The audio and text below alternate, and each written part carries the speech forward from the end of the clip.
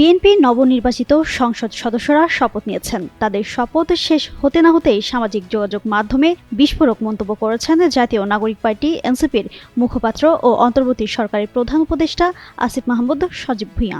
মঙ্গলবার নিজের ভেরিফাইড পেজে দেওয়া এক পোস্টে লেখেন, গণভোটের রায়কে বৃদ্ধাঙ্গুলি দেখিয়ে শুরু হলো নতুন সংসদের যাত্রা। এবার বিরোধী দলের সিদ্ধান্ত দেখার পালা। এর আগে এক ফেসবুক পোস্টে আসিফ লেখেন, সংবিধান সংস্কার পরিষদের শপথ মঙ্গলবার নির্ধারিত সময়েই হতে হবে। সংবিধানে নেই মর্মে যদি সংবিধান সংস্কার পরিষদ সদস্য হিসেবে শপথ না নিতে চান, তাহলে সংসদ সদস্য হিসেবে শপথেরও কোনো মানে নেই। বিসওয়াক্স আর ভিটামিন ই সমৃদ্ধ স্কোয়ারের ময়শ্চারাইজিং মেরি লিপ কেয়ার, এবার হাসুন প্রাণ খুলে। এদিকে সংবিধান সংস্কার পরিষদের শপথের বিধান সংবিধানে নেই বলে জানান বিএনপি স্থায়ী কমিটির সদস্য ও নবনির্বাচিত সংসদ সদস্য সালাউদ্দিন আহমদ। তিনি বলেন, বিএনপি সংবিধান মেনে এ পর্যন্ত চলছে, সামনের দিনেও চলবে।